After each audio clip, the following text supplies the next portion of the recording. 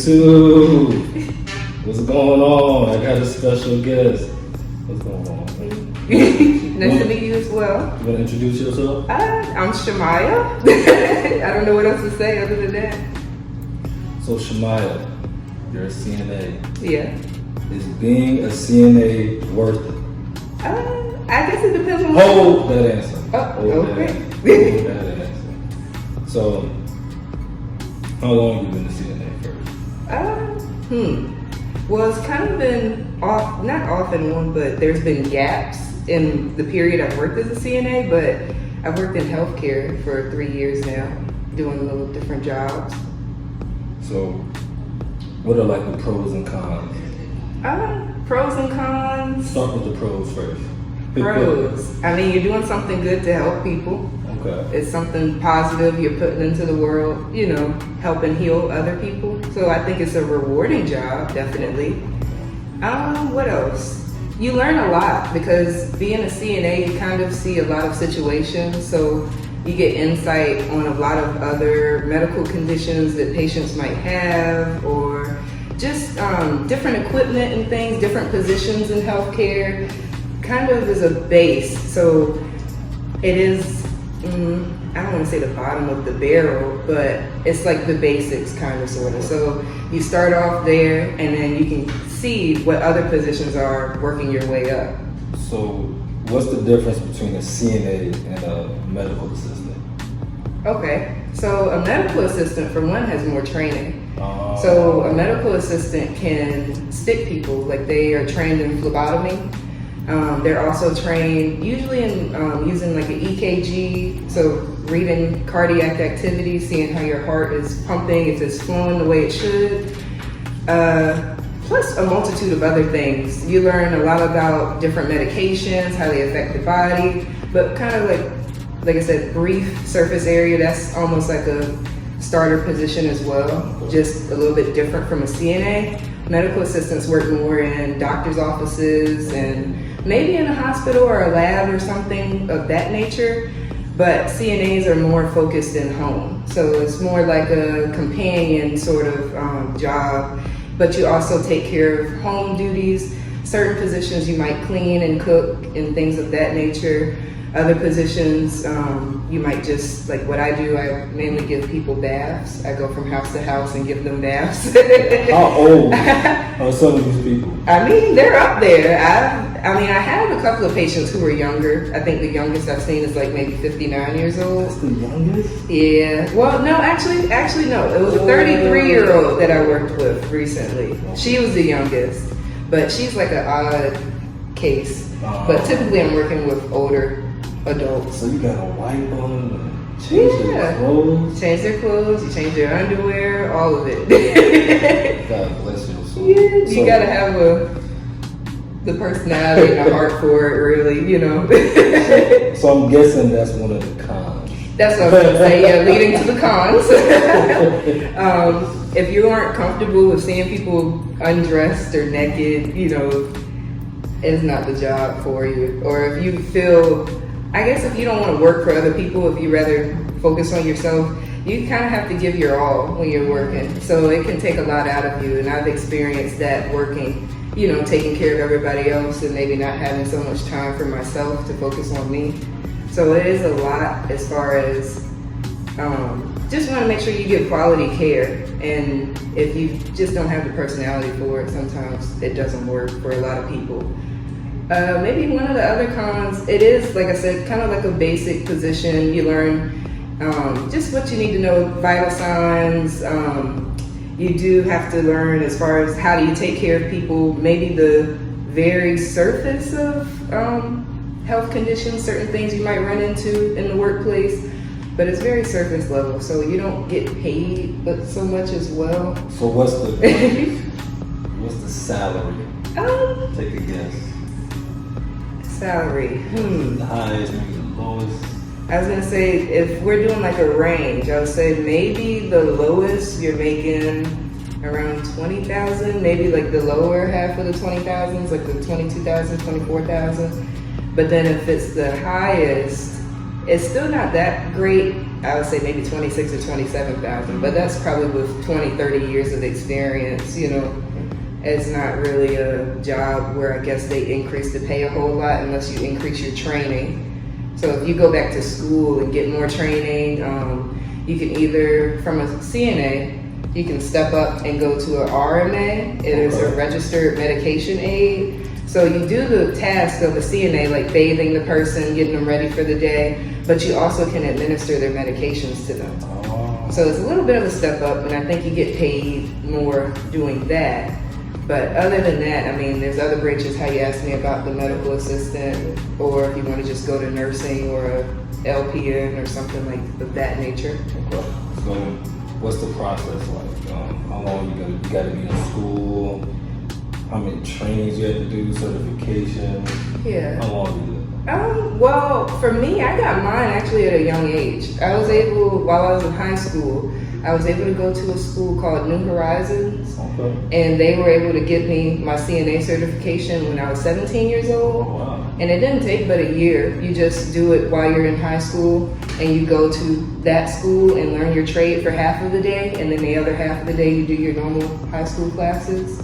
But I didn't really work as soon as I finished the program because I was underage. They wanted somebody 18 years old. More experience. Yeah, so, and then I also was focused on, okay, let me go to college, you know, get everything done for the rest of my life. But that was kind of just to get me an insight on what it was like being a CNA, and having that clinical experience still was a plus. But I think if you go through college, they probably have programs where you can finish being a CNA. For example, I know the hospital, actually, Riverside, they have a program where you can become a CNA after maybe 2 or 3 months of working, and they train you as long as you commit to work for them for, I think, about a year, maybe 2 years, something like that. But it doesn't take very long, and I would say if you want extensive training, maybe 6 months to a year, something like that. That's not too bad. Not bad at all. Alright, so I think you already spoke on it, but that's how you can only rank up probably that one way, and that's the medication. Yeah. So it's not really a dead end job, but no, it's not. Well, what would you say? I think it depends on what you're going for. So if you want to stay in healthcare, it is good to have the basics. For example, and I don't know if I'm answering all the questions, but for example, if you want to become a nurse, it's good to get the basics down. You know how to make a bed, you know how to put a patient on a bedpan, how to change your clothes, get them cleaned up. And that's all the basics. And patient care, how to interact with them. You know, you need all those skills as a nurse or as any sort of healthcare professional, really. Because if you're in the hospital, you might run into situations, even if it's not necessarily a part of your job description. If somebody else, you know, a coworker or a team member, they need your help, you still might end up working in certain tasks that way.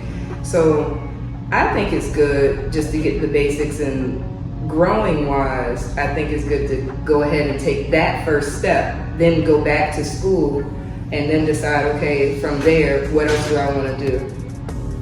Okay, so what has been the craziest thing that happened to you? The craziest thing? I used to work, it was a smaller business. I've gotten in because I had a family member, her mom, she owned a small business for CNAs and private aides, kind of, sort of. So she asked me to do an overnight shift. And the shift had 3 men in the house, and I was supposed to sit overnight with them. They already had been in the bed usually, because I would get there like 8 o'clock at night, maybe sometimes 10 o'clock at night. I know you was uncomfortable. And it was a little awkward at first meeting them, but I said, okay, if they're just gonna stay in their rooms, they don't bother me, you know, that's fine. But one of them was an older gentleman, and he had Alzheimer's. Oh. And with Alzheimer's, it can alter your brain activity, and it also can make you act out of character. You know, it can, basically it's almost like a form of hallucinations, I think, where you can actually see things, you think that it's happening and it's not, and you just picture it, it's all in their heads, they can't help it. But one of the men had that, and I would go and check on him in the middle of the night. I'm peeking in the door, you know, trying to see how he's doing, and he'd be like, come here, baby. come here, and trying to reach and get out of the bed. And when I tell you, he would holler all night. Screaming I would what? go Hollering what? profanity, like the worst stuff ever. And I don't know if he was looking at me like, I think one morning when someone came in to replace me, she was like, do you know who this is? This is Shemaya. And she's telling him. And then he said that I was his wife. That's what he told her. Said that I was his wife. And I don't know if he was hallucinating. I don't know if I resembled her. But it was almost as if in the middle of the night when he was screaming that way, he was screaming very vulgar things, like sexual things. Did they warn you about this? Or they just threw you in the wolves? So they did tell me that he had Alzheimer's, Okay. but I didn't realize it was to that extent because that was my first time working with a patient with that condition. Okay. So I didn't know that it could be possible hallucinations or him screaming, because it would be maybe midnight. I would go and check on him and he would scream for hours, like 4 in the morning. Sometimes I go in and check in at 2 and he would be still screaming at 6 in the morning. Oh no, I So- couldn't do it. You were a good one. I couldn't do it. And at the same time, I was trying to do schoolwork. That was actually the reason why my boss at the time had offered the position to me, because she said, oh, it's overnight. They're going to be in the rooms. They'll already have had dinner. They'll be cleaned up and everything in the bed. She said that you can do your schoolwork and it won't be any issues at all. But then when I got there, it was, nope, can't do it. I can't focus, I couldn't even sleep. I would be up all night, just can't rest. I couldn't do it, but I did that for a little bit, maybe a couple weeks or a month maybe, and I was like, no, I don't think this is for me. That one I had to let go, cause. So, overall, is being a CNA worth it? Be honest. Be honest now. Now, if I heard you- that. Oh.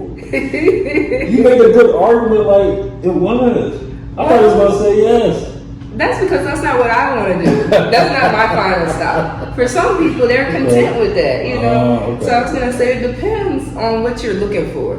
If you like the patient interaction and you're good, like a people person, and you really enjoy that conversation and keeping them company, things of that nature, it's not a hard job either. I mean, some patients you might have to do a little bit of lifting or something, but it's a very basic job. So it's easy to do. And if you're just looking for something in healthcare, something that's going to help people, I think it's worth it. Okay. But if you're looking for something that's going to pay you a little bit more, or something that's going to be, I guess, more in depth in healthcare, you can do so many specialties, and I think it's just good to get that experience. If you want to do healthcare, go ahead and do CNA work and build your way up and figure out what you want to do.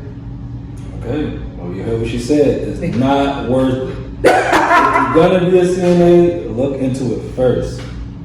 All right, so thank you for your time. Man. I appreciate it. You're welcome.